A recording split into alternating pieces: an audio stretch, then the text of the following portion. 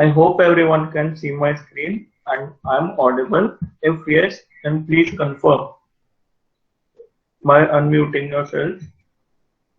Yes, you're audible. We can see the screen. We are good to start, Shams. Okay, thank you. So, a very warm welcome to everyone on a Sunday morning. Today we are here to learn the basics of the stock market, followed by a company analysis on a very popular company amongst the investors. I'm assuming that most of you all might be invested in the stock market for a long period of time by now. Uh, However, there are many individuals from different professions who have joined us today and don't have much knowledge of the field. Hence, we will be brushing upon the basic terminologies of the stock market first for the first 10 minutes, followed by company analysis on a very famous company amongst the share.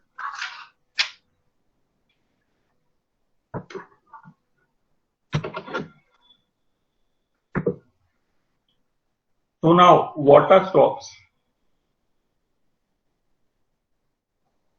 A stock is a general term used to describe the ownership certificate of any company.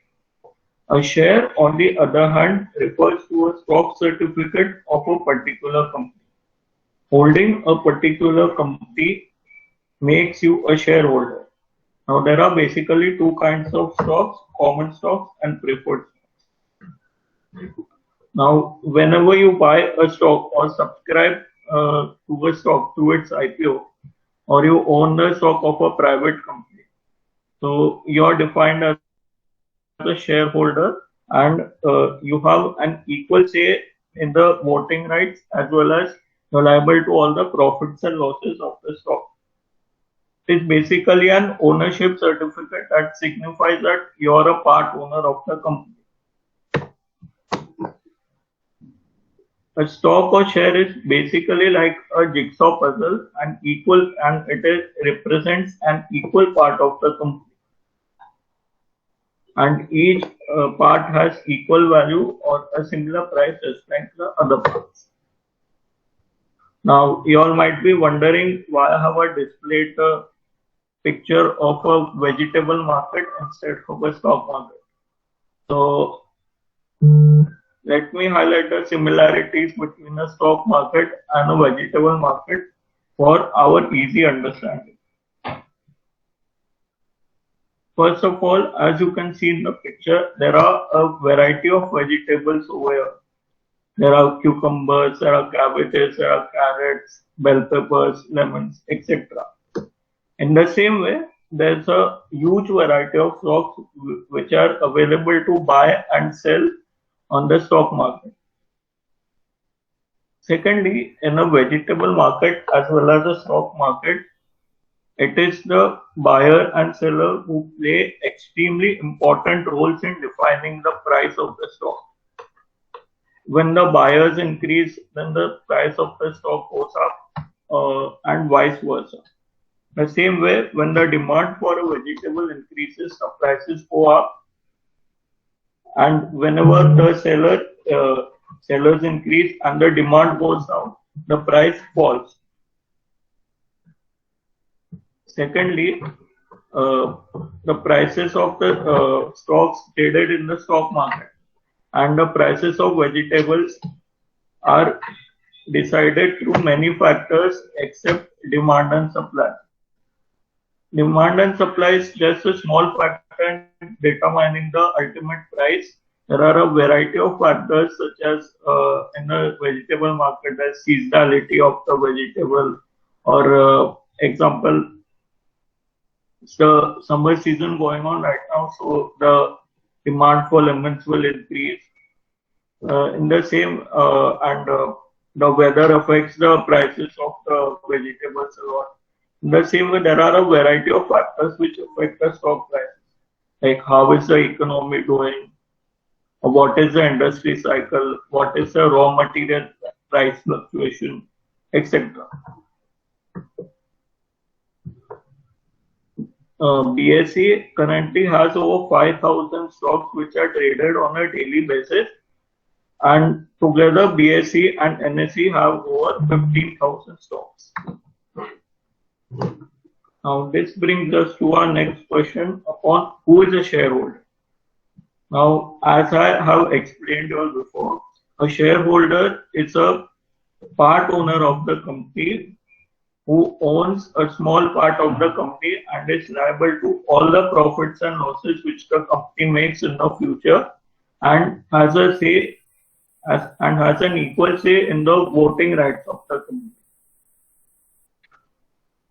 Secondly, mostly companies reward their shareholders in the form of dividends. Now, what is a dividend? A dividend is basically a part of a profit that is distributed towards the shareholders. Now, it's upon the company to decide ultimately whether they want to pay out dividends or not.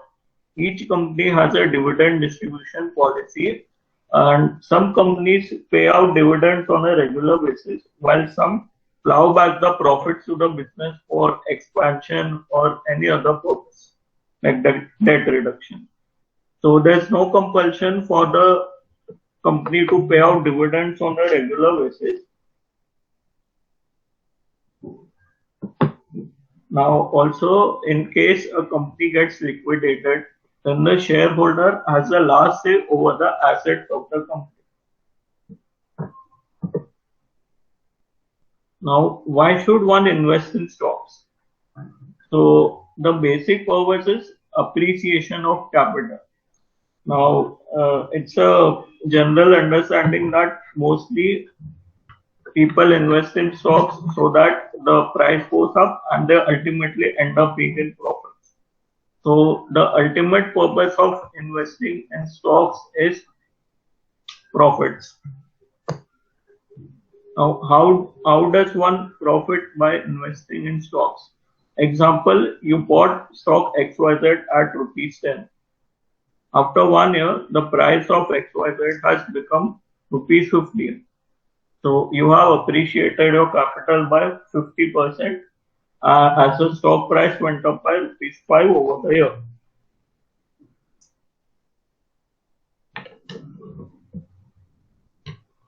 As the stock price went up by rupees 5 over the year. Appreciation of capital is basically done when the company reports repeated profits and is doing well amongst its peers, beating the industry, which ultimately reflects upon the profits, which adds to the results, and ultimately there's appreciation of the stock price and the shareholders' capital. Another reason why people invest in companies is to generate a passive income through dividends. Now, you all might be wondering what is an active income and what is a passive income. In layman's terms, active income is when you work for the money, and passive income is when the money works for you. So, as I said before, some companies pay out dividends on a regular basis, which forms a great source of passive income for some investors. So, they keep on getting some passive income throughout their lives, and as people are usually engaged in other activities such as a job or a business, and they have their family lives and social lives, so they usually need another source of passive income so that they ultimately beat inflation. Currently, inflation is going on at a rate of 6%, and survive and have enough means to survive. The last point is to appropriately diversify funds and reap the benefits of compounding. Now, as you all might have heard the saying, do not put all your eggs in one basket. The same goes for investing. One should invest in various asset classes such as gold, equities, real estate, etc. to reap the benefits of diversification. That is, when one asset is performing well, you have returns from the other asset, and so on. also to reap the benefits of compounding. Now, even if a company appreciates by 10 to 15% per annum, still over the next 30, 40 years, you will have multiplied your money by several times. Now, why should you invest in the capital markets? We have covered before, and what should be one's attitude towards investments. Now, we'll discuss some more reasons about why one should invest in the capital markets. Firstly, capital appreciation, as I discussed before, to appreciate one's capital, to achieve financial independence. Now, most of you might be doing a job or a business, and you'll have to go to work daily, else you might not be able to meet your daily expenses. So basically, you'll have to work every day to meet your daily expenses. But when one invests in capital markets, then he creates a secondary source of income. A secondary source of income can help one achieve financial independence and help your money work for you. And in that case, you don't work for your money works for you. So it can help you achieve ultimate financial independence. You can engage in other activities other than earning money. As discussed before, to generate returns well above inflation rate and to beat inflation. Now, inflation rate is basically the appreciation of prices of daily commodities. Daily commodities such as fruits, vegetables, then toiletries, etc. So it is basically to beat the appreciation of these basic commodities. 6% might be sounding small to some of you, and you all might be wondering that if it is only that if inflation is only at 6%, then why should I take over so much risk and diversify? Well, it sounds smaller in the short run. However, inflation also reaps the benefits of compounding and usually becomes a huge number. Lastly, to become a part of the growth story of the companies listed in the stock market. Now, there are many companies which have multiplied their market cap by many times over the last 10, 15, 20 years. So, in order to become the part of their growth story, one should invest in the stock markets. Also, currently, the borrowing rates are the lowest in a decade. So, due to that purpose, companies can borrow at extremely good interest rates and ultimately expand and diversify their businesses. So, businesses will be at huge benefits currently. Hence, one should invest in capital markets. What should be my approach towards investing? The first and the most important point that one should not look at investing as a source of quick money or gambling. Now, I have met many people who say that investing is a gamble and it gives you easy money. However, it's not always that. Once you know what you're doing and once you know what bets are you taking and you have a basic logic behind that, you're not betting or risking your money. It's basically calculated risks which you are taking and generating some income. So, and also those people who look at money as a quick source of quick money or gambling usually end up losing their capitals.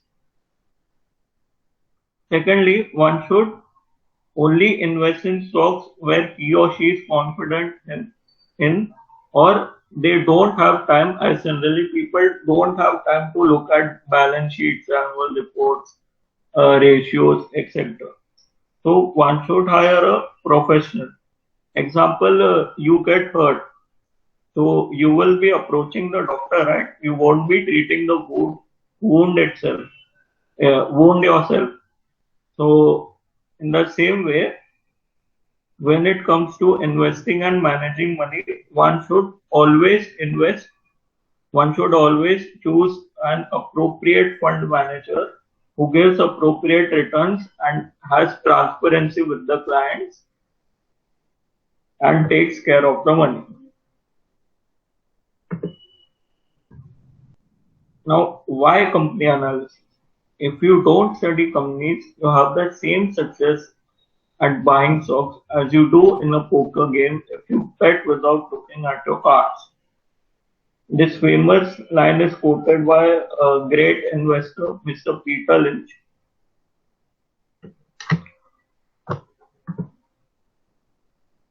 Why company analysis?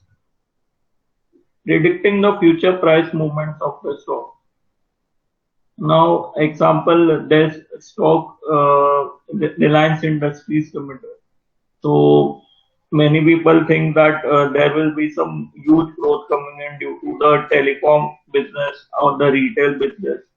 So by that way, you can determine what inflows will be coming in or what will be the future incomes of the company, and hence the future incomes of the company will reflect on the stock price. So you can ultimately decide the future price movements of the stock. Secondly, determining the fair value of a company. Now, there are over 5,000 companies listed over the stock market. However, it is practically impossible that each of one is trading at a fair value. There are many stocks which are grossly undervalued or overvalued. So, by the way of company analysis, one can determine whether the company is overvalued or undervalued. To analyze the management of a company, when one invests in stock price, when one invests in stocks above which have a market cap above 20,000 crores, then they are known as large cap. Usually, the management of such companies is exceedingly good, and one does not need to fear about the management. However, when one moves to small caps and mid caps, one needs to analyze the management nicely to point out red flags, to point out the transparency of the management, and to find out whether the management is capable enough to deliver decent returns and whether the company is a shareholder friendly company or not. Determining the company's future earnings growth potential and the ability to beat its competition. Now, Reliance Industries Limited, as I highlighted earlier, is a huge company and has the highest market cap in the Indian stock market. So, due to the huge backing of money, it can easily beat its competitors and have a higher market share in the future as well. So that is why one must carry out company analysis to find out the future earnings growth potential, like how well the company will grow in the near future and how can it beat its competition, like what moats does the company have or what strengths does the company have. Lastly, to determine the company's financial strength. Some companies work with equity and debt, and some companies have huge debts upon them. So in that case, one should see whether the company will be able to service its debt in the near future or not. Also, how is the overall financial strength of the company? What are the raw material prices? What profits are coming in? What are the revenues, etc. So for that purpose, one should carry out company analysis. Now, what all is required to carry out company analysis from a long-term perspective? Firstly, one needs to find out what goods and services the company sells and what is the business model of the company. Example, Reliance Industries Limited. So, Reliance Industries Limited is a conglomerate, which means it has various businesses. It has its oil business where it supplies oil. It has its geo or telecom business where it provides telecom services, and lastly retail business where it has its retail shops and online stores where it sells a variety of goods. Secondly, find out how the industry in which the company operates has performed over the last 5 years and whether it is a growing industry or not. Now, continuing with the example, Jio operates in the retail sector as well as telecom sector. Both of the sectors have shown huge growth over the last 5 years, and the industry is also growing at a huge pace as there's a high-scale digitalization going on and data being extremely cheap in India. More and more people are buying smartphones and switching on the internet. Also, check out whether the company has outpaced the industry growth or underperformed the industry growth. Now, this is extremely important when it comes to many companies. Some companies might face some problems and hence they underperform the industry for a short period of time. However, when the problem de-escalates, then the company starts performing brilliantly and then the stock prices follow. Example, Balkrishna Industries. Balkrishna Industries was going, the whole industry where Balkrishna Industries operates was going through a down cycle from 2016 to 18, and the industry was degrowing by 10 to 15% per annum. The stock price also fell badly during the period. However, by 2018, the industry started performing nicely and the stock price also followed. Now, Balkrishna Industries operates in off-the-highway tires and which is a niche segment for the company, and it has the highest margins in the industry as compared to international peers such as Michelin and national peers such as Apollo Tires. Also, the main reason for the industry's down cycle was the fluctuation in raw material prices, such as carbon black price. Check out how the company's brands perform in comparison to its competitors and what is their market share or quality of products, etc. Example, there's the FMCG industry.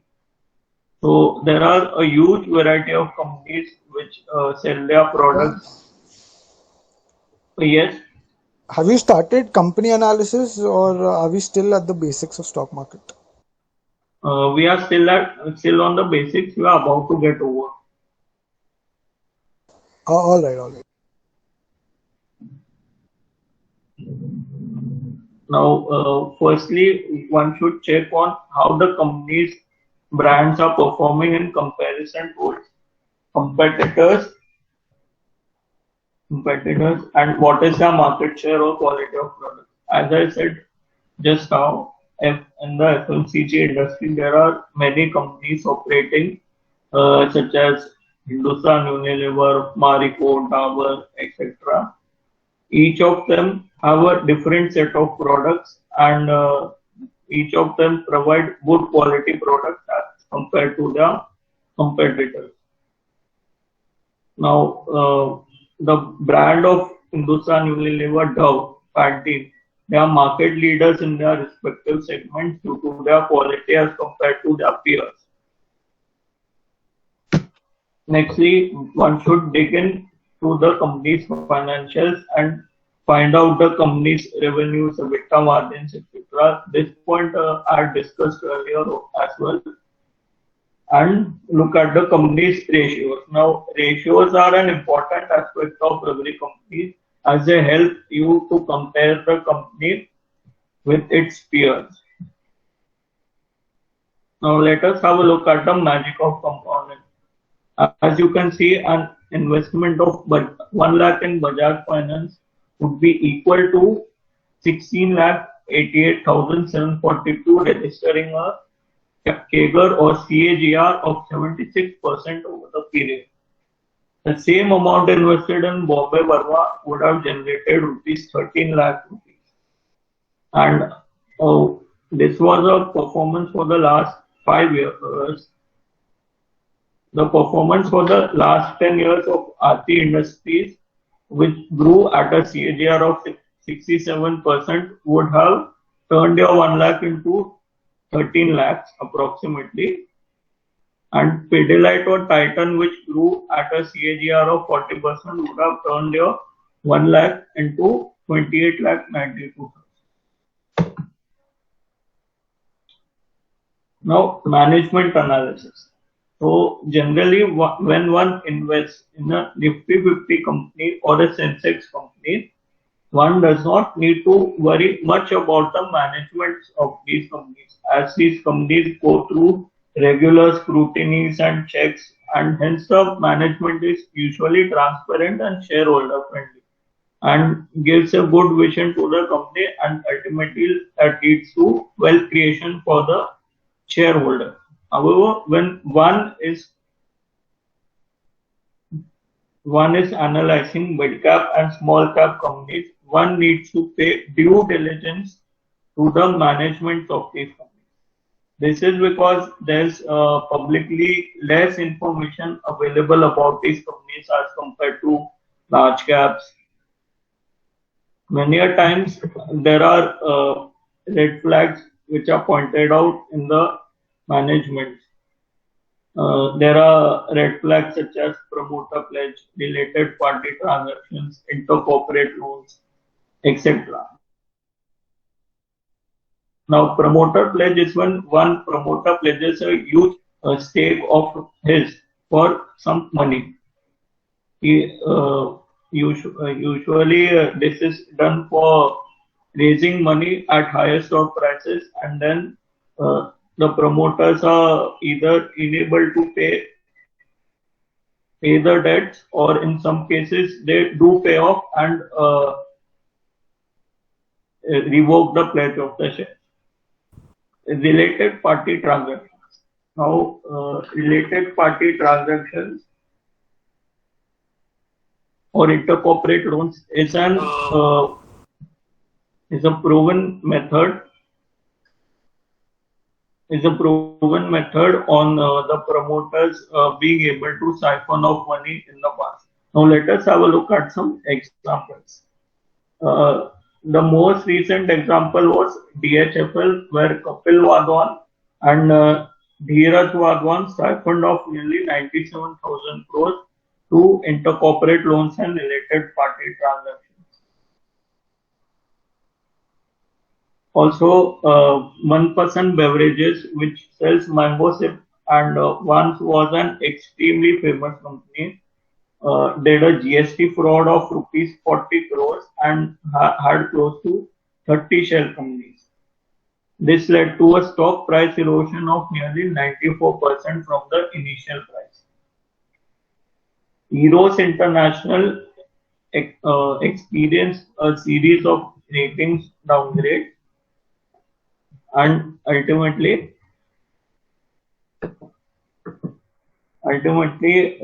the stock price crashed. Now my colleague Tanish Mandari will be taking over to brief you all through our new product, the daily newsletter and Technofunda pick of the week.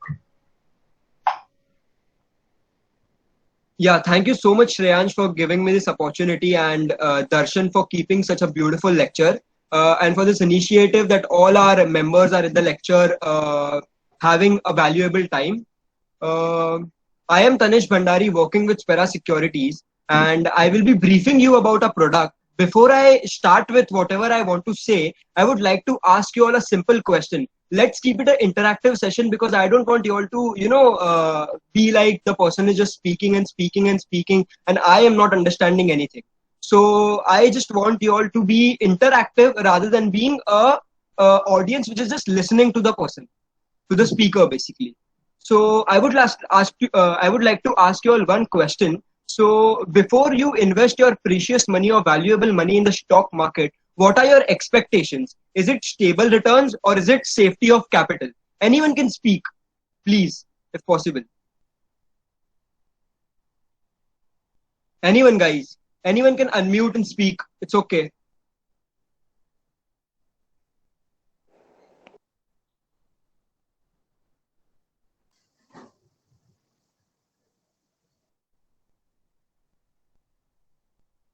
Okay, if you all are not comfortable by speaking, you all can just write on the chat box.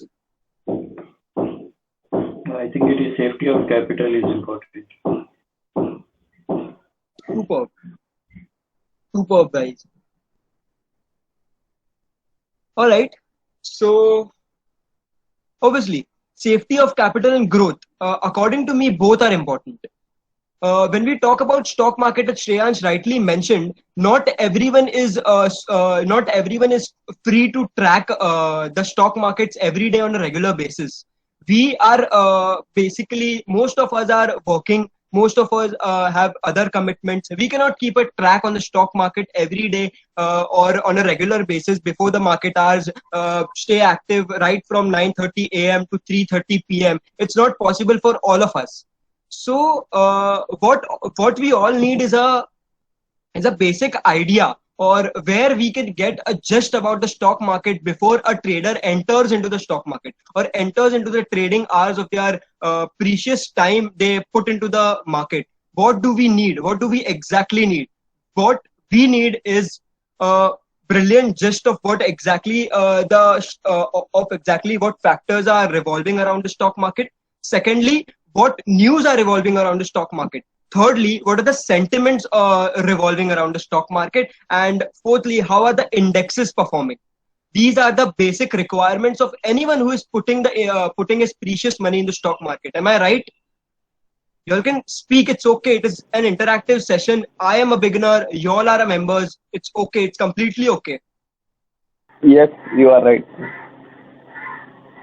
Thank you so much, Siddharth.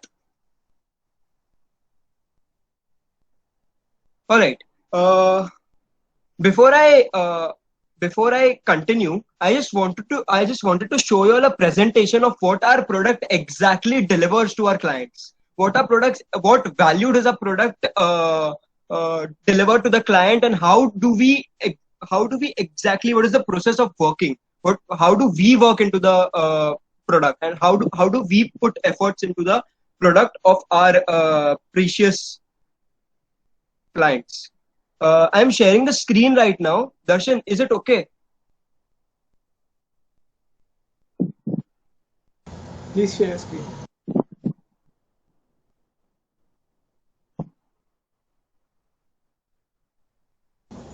You can share your screen. We are not able to see your screen. Yes. Can you? Is it? Can you see the screen now? Yes. Okay. Thank you so much. So we have two products, basically the daily newsletter and the Technofunda pick of the week. What is the basic idea of the daily newsletter? Our idea is when a trader moves into the stock market before the market hours, he has to know about what are the factors revolving the stock market. What are the factors? It is this: the technical setup of Nifty 50 and Nifty Bank. Our team are putting their 100% efforts to show the technical setup of Nifty 50 and Nifty Bank alongside Shreyansh Jain and Nitisha. They are our fundamental and technical analysts. What do we show about the buzzing sectors of the day? We have a premium product through which we have a premium setup through which we procure information about the sectors of the day before we enter into the stock market based on the sentiments revolving around the same. So buzzing sectors of the day is basically like what sectors should be enter into before one invest their money in the stock market. What are the stock and FNO ban? These are the basic information about which we provide in the daily newsletter. What is the stock idea of the day and FII, DII data, etc. Okay, so this when we talk about the daily newsletter, we are providing the top 10 news. News basically most of the members or most of the people before investing in the stock market are not completely aware about the market, but they just invest randomly based on tips, tricks, etc. So what was our basic idea before launching this product? We wanted them to know everything. Why are they investing in that product? Why are they choosing this product? Why are they exactly taking their time to read our product? So that they get informed about the top 10 news. One can easily figure out the news, take a position into that basic stock, which is going to be the buzzing news of the day, make money before the market hours and end. That is how you can easily, not easily, but yeah, it will be a low risk, high reward kind of a thing. Secondly, long and short setups, what stocks we have to go long in the broader market, in the futures and the derivatives from the futures and derivatives point of view. Third, call and put option data. These are the basic idea of the daily newsletter. One in his other commitments cannot put time to read about everything revolving around the stock market. So in the daily newsletter, we cover all this so that a 3-minute read can give you valuable information. This is the basic idea. Coming to our next product, it is the TechnoFunda pick of the week. What is the TechnoFunda pick of the week? TechnoFunda pick of the week is like we are providing to our clients a good quality stock backed by fundamental as well as technical analysis. Why technical analysis? Why fundamental analysis? Every company, every person, as Shreyansh rightly said, cannot read the annual reports, investor presentation, con call highlight, go reading 200 pages, reading 500 pages, 600 pages doesn't make sense. We are providing the whole thing in like 5 to 6 pages, and that read will be the most valuable. Our clients, the valuable clients who are actually investing their money, are finding it useful. So this is the basic idea of our product. We are giving the product on the basis of sectoral analysis. As I rightly said, we have the sectors. We already have the setup, the software through which we are procuring the sector, through which we'll be making the report. We'll be providing the information to our clients, and that is how they'll procure knowledge. Why daily newsletter? I already said that no one in this in such times and such busy days no one can take time and read everything. So we are providing it with the best and the precise knowledge of everything. Okay. Why TechnoFunda? Because not every person has a right to has a time to read annual reports and all. As I already as Shreyansh rightly mentioned, we are giving the TechnoFunda pick in that manner. We have the performance highlights of past 1 month. We have delivered 21 good trades with respect to the daily newsletter. Positive trades were 19 and negative trades were 2. Our accuracy is 90% in the daily newsletter. In the TechnoFunda, we had delivered 5 trades till now. Positive trades of 4, negative trades was 1. So our accuracy becomes 80%, which is hell lot of more than the savings account or fixed deposit account one is investing in. What are the subscription details? These are the basic subscription details of our product. We have individually, we have 1 month INR 999 and the combo packs. I'll be sharing the whole PPT with you all on the respective group so that you all can have a brief run through of the same. Thank you so much for your time, guys. I have, right. So not just a second. Okay. So as I rightly said, not everyone can take time to read all the news and all the stuff. Tanesh, yes.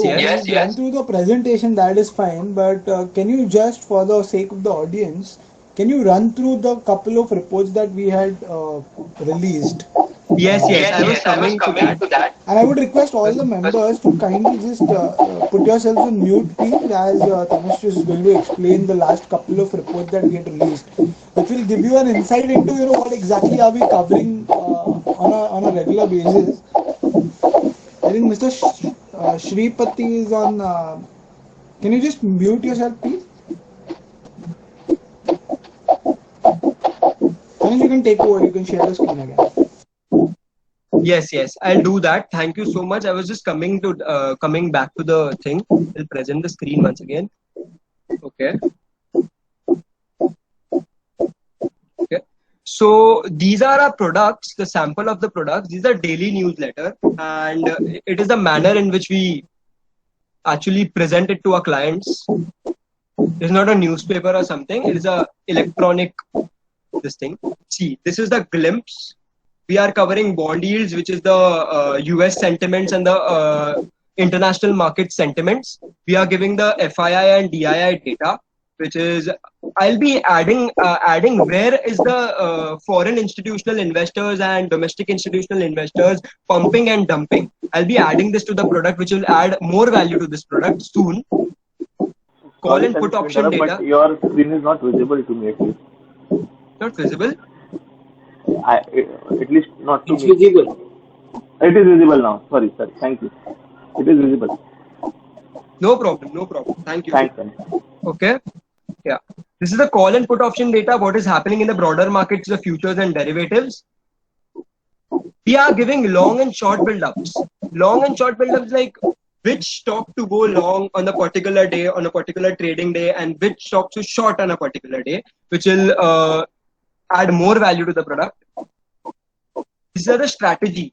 Our technical analyst, Ms. Niti Shah, alongside the whole team, will be providing you all with the whole strategy of the index along with technical analysis, so that you all can take positions accordingly. Okay. This is the Bank Nifty. Bank Nifty and Nifty will be covering. These are the buzzing sectors of the day.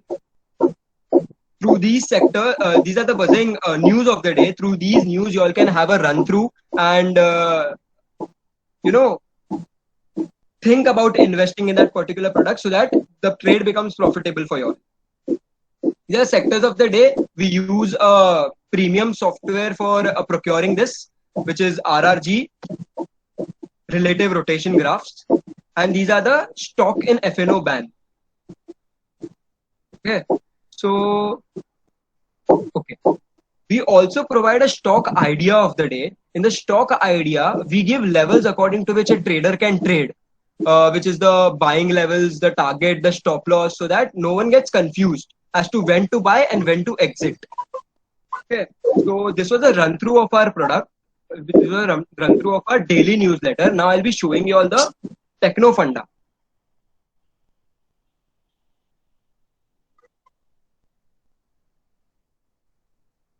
Okay, I'll be showing you all the Techno Funda.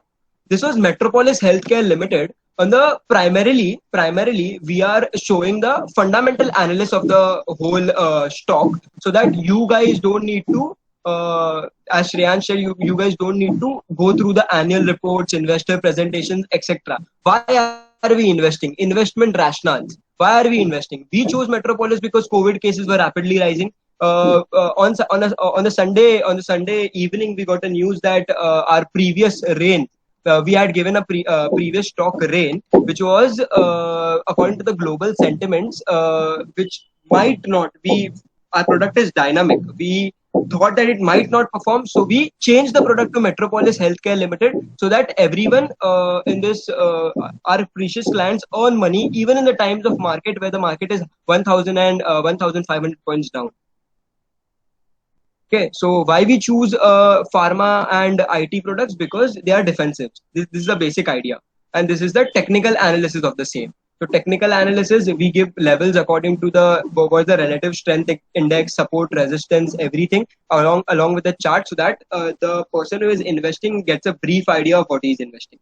Got my point? I hope you all are understanding, and I'm audible enough for you all to go through the product. So with this, thank you so much, Darshan, for the opportunity. I and all those who are interested can text me.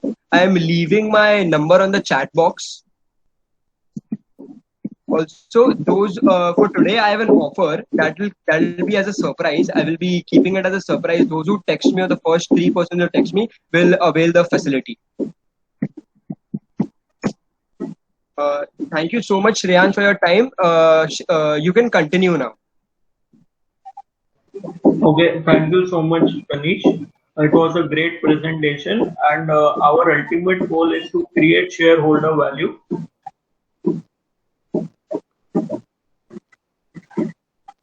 Yes, Shreyansh.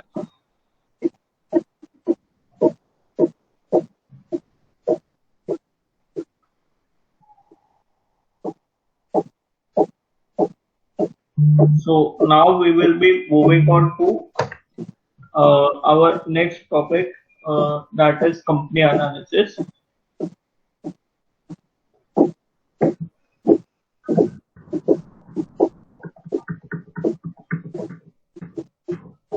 Okay, so today we will be analyzing an investor favorite stock, and a stock which has created huge amounts of money over the last 3 to 4 decades and huge shareholder wealth, HDFC Bank Limited.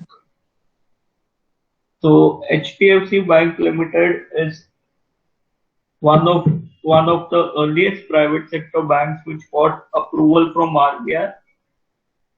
Currently, HDFC Bank has a pan-India presence with over 5,400 outlets and 2,800 cities and more than 56 million customers.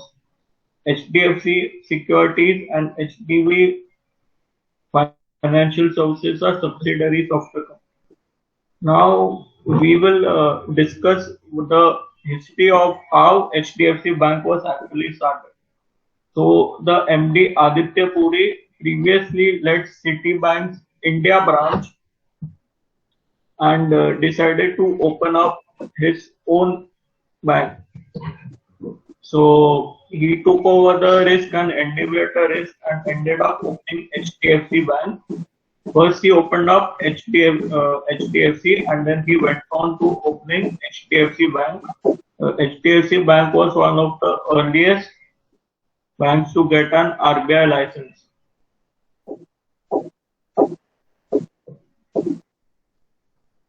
Now, as we discussed earlier, we should look at what services or products does the company provide.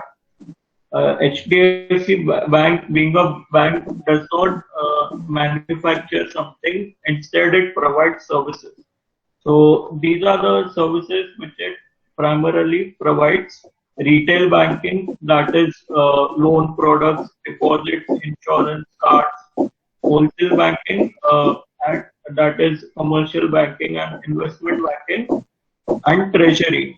So retail banking is basically retail loans like car loans, education loans, home loans. Those are focused on individuals. Wholesale banking is usually loans to huge institutions or companies. Usually the rate of interest in wholesale banking is less, as there are the amount borrowed is huge and there are a huge number of banks which are ready to provide at a lower rate of interest. However, the risk also is huge in wholesale banking, but the pace of credit is extremely fast, so the bank can show good growth when it provides a lot of wholesale loans. Retail loans is usually focused on individuals, so the rate of interest charged can be used and wealth can be created out of retail banking. Also, retail banking, the risk is less as compared to wholesale banks. Lastly, treasury, that is forex, debt securities, asset liability management. Now, HDFC Bank, Mr. Aditya Puri, who was a visionary promoter of HDFC Bank, focused more on retail loans when all the PSU banks and other private banks were focusing on wholesale loans. The period was between 2000 to 2008, and ultimately most of the PSU banks fell after that and reported huge NPAs as compared to HDFC Bank. But however, HDFC Bank ensured safety of capital and safety of the loans given and ultimately safety of shareholder wealth. Also, when HDFC Bank was started, Mr. Aditya Puri spotted an opportunity that most of the employees were paid their salaries back then in cash. So Mr. Aditya Puri spotted an opportunity and approached companies to open up new accounts in their banks.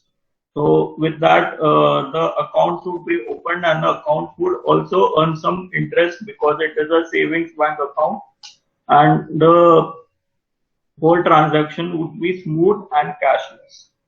So that is how Mr. Aditya Puri predicted future retail loan growth. Now let us have a look at the industry analysis of HDFC Bank. There are currently 12 PSU banks and 22 private sector banks, and many cooperative banks and rural banks.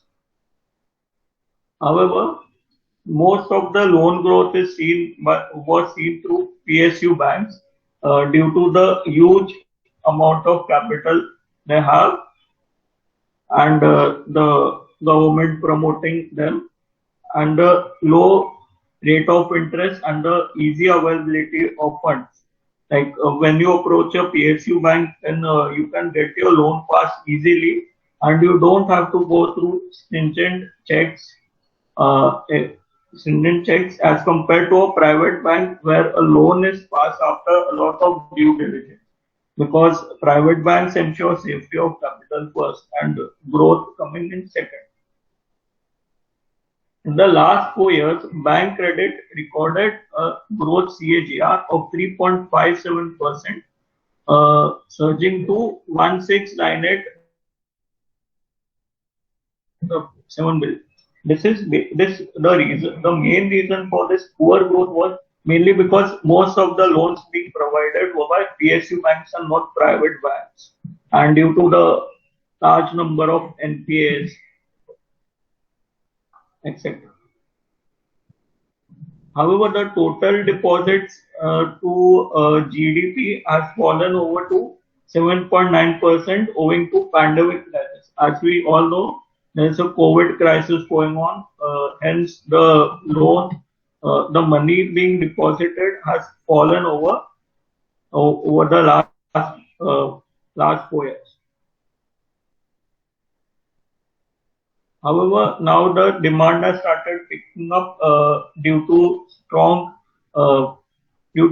credit growth and the credit rates being the lowest in the decade, and the GDP rising, etc. So, as compared to other countries, the credit to GDP ratio is advancing to 56%. However, it is far less than the credit demand has been surged, resulting the credit to GDP ratio advancing to 56%. So India's credit to GDP ratio is 56%. However, it is still far less than developed countries of the world. Even in China, it is revolving around 150 to 200%. So this shows us that there is huge room for growth and there is huge potential in the banking industry as a whole. Now, management analysis. As we all know, Mr. Aditya Puri was the man responsible behind the golden era of HDFC Bank. HDFC Bank has always maintained the highest standards of corporate governance possible, and has never led to activities which could destroy potential shareholder wealth, or never benefited of shareholders' funds. So, right from sticking to their words to proper book writing, HDFC Bank has never compromised with banking standards. So, this means that HDFC banks has never underreported or overreported their revenues or credit growth, or never underwrote or overwritten their NPAs. They have maintained extreme transparency with their shareholders, and creating shareholder wealth main has been one of the main purposes of HDFC Bank. So, Mr. Aditya Pure usually used to lead the Indian branch of he was the India head for Citibank, which is an multinational bank.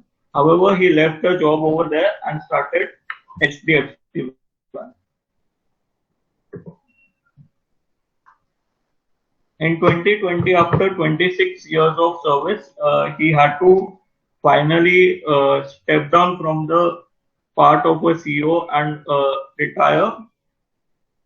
And with this, the golden era of HDFC Bank had come to an end, as many people said. However, many people say that the new CEO, Mr.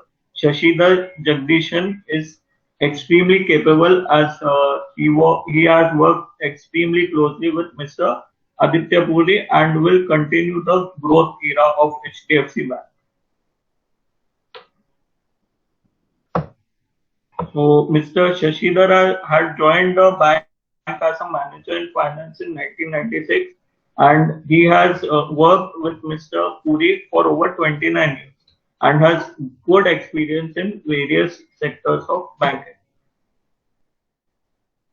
Now, let us run through a basic financial analysis of HDFC Bank. Firstly, we look at the revenue breakup, or how the company is earning its money and in what percentage.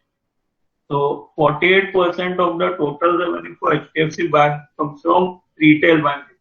As I had highlighted earlier, HDFC Bank has always had a huge focus on retail loans, as they are comparatively less riskier and provide superior returns as compared to wholesale. Wholesale banking comprises of only 27% of the loan book. Rest is treasury, and 13% comes from other sources. Despite these facts, industries receive a maximum loan of shares issued by share of loans issued by HDFC Bank, which is 31.17%, followed by personal loans and services. So, despite their exposure being less to wholesale loans, they are the largest provider of wholesale loans in the private sector. And these personal loans and services, personal loans come under retail loans, and services come under the treasury services, etc.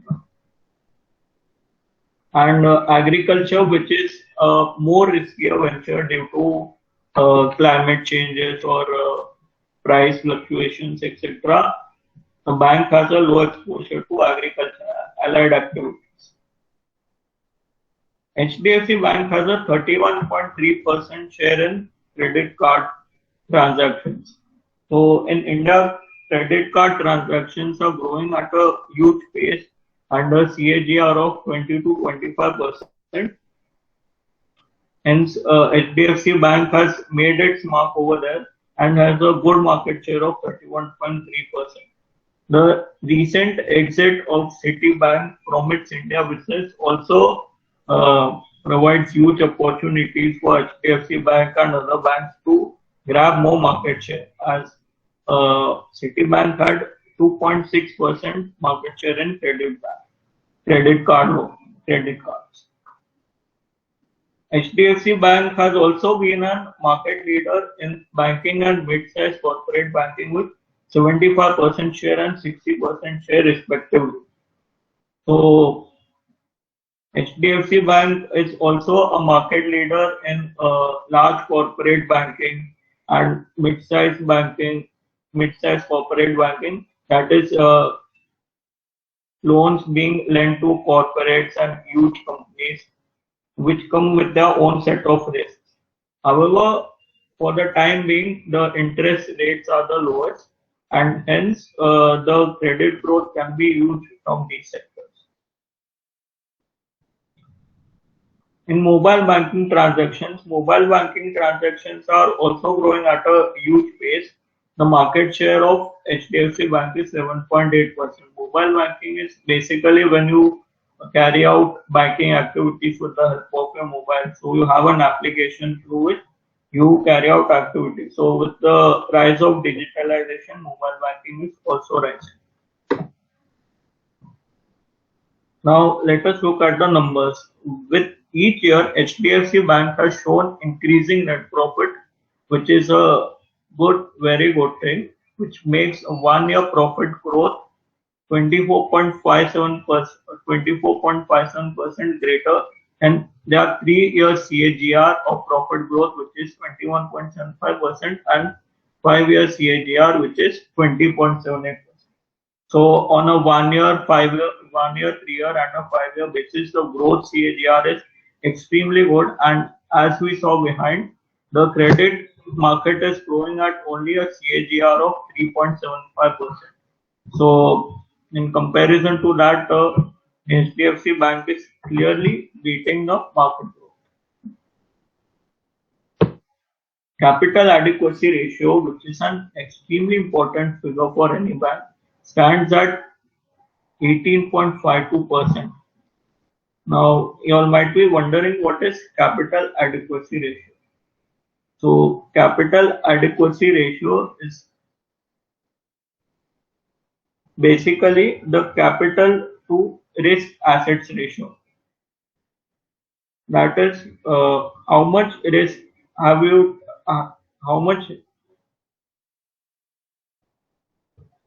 risk are you taking to lending? And in banking, the loans which you give are your assets. So how much risk have you taken, in comparison to the loans you are giving? So the higher the number, the better it is. So in for HDFC Bank, it is 18.52%, which is an extremely good number. As of September 2020, HDFC Bank is at the second position in bank advances with a 10.1% market share. Bank advances are the loans which the banks give or lend, which has shown a rise from 9 to 9.25% a year ago. That is a rise of nearly 100 basis points or 1%. SBI tops the list due to its huge size, and Bank of Baroda is at the third. Also, HDFC Bank has a second position in deposits with 8.6% market share. SBI has 24.75% market share, as it is the largest Bank of India and the largest PSU bank, and PNB holds 7.5%. Now, let us compare the ratios of HDFC Bank with its peers. So, firstly, we'll compare the net profit margin. So, net profit margins is basically the revenue, when the revenue is subtracted by the taxes, then the interest, and all the other expenses, you get your net profit margins. So the net profit margins that we can see, HDFC Bank is greater than most of the banks. However, Bandhan Bank, which is an emerging bank, has a higher net profit margin, as you can see here. However, there's significant risk on Bandhan Bank because recently there was a flood in Assam, which led to huge destruction of property and people over there, and the government over there waived off everyone's loan. So, this has put huge pressure on the overall loan book of Bandhan Bank. However, HDFC Bank is evenly distributed amongst all the states and hence does not have such, hence is hedged properly towards such risks which may arise in the future. Now, net interest margins. Net interest margins is basically the difference between the rate of interest at which you are borrowing and the rate of interest at which you are lending. So it is one of the best in the industry at 3.82%.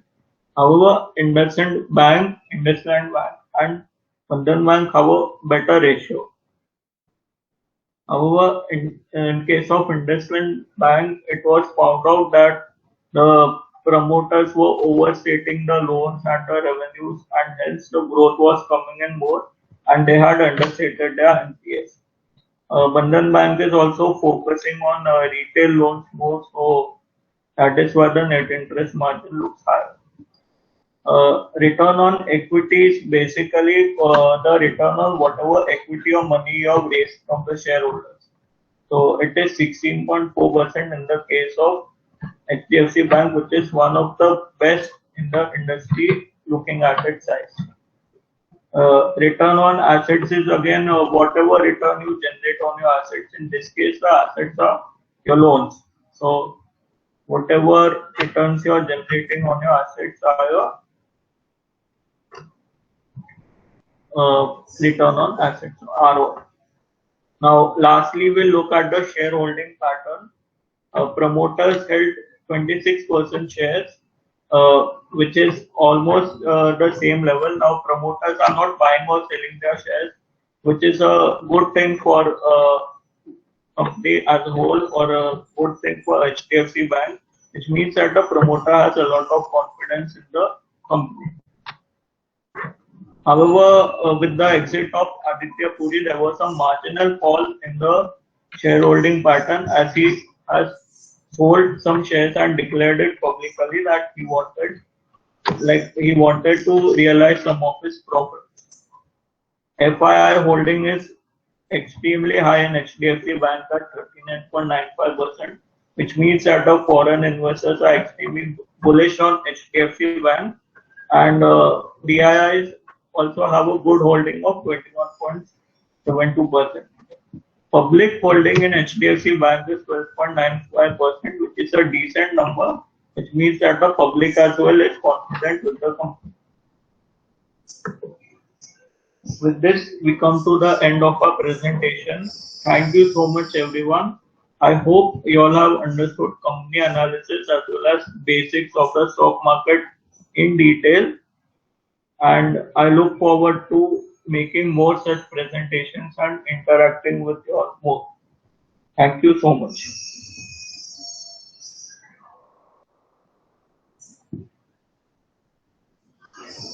Also, I would like to thank Darshan Bhai and team for giving me this great opportunity to be able to present and interact with you all.